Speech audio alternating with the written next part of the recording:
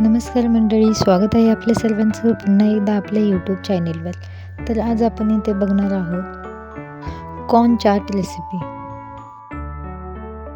तर बाहेर तर आपण कॉर्न चाट खातच असतो, पण आज आपण घरी बनवून पाहूयात. त्यासाठी मी इथे एक कणीस घेतलेले आहे. कणीस छानपैकी असे सोलून घेतलेले आहे. तुम्ही बघू शकता त्याचे दाणेदार असे कणीस छान असे मस्तपैकी आपण सोलून घेतलेले आहेत. आणि आता इथे आपण त्याला भाजण्यासाठी कढईमध्ये टाकलेले आहे. गॅस हा लो फ्लेमवरच आहे. तर इथे आपण लो फ्लेमवरच एक 8 ते 10 मिनटे छान असे हे कणसाचे दाणे भाजून घेणार आहोत. गॅस मोठा करून जर काय ते भाजले तर ते वरतून तर भाजले जातात, पण आतमधून मात्र कच्चे राहतात.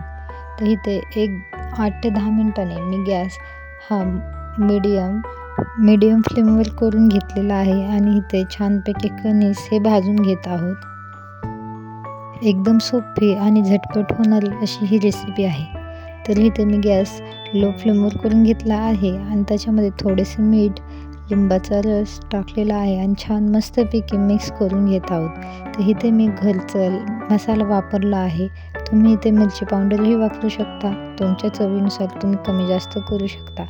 तर इथे छानपैकी तयार आहेत कॉर्न चाट. धन्यवाद.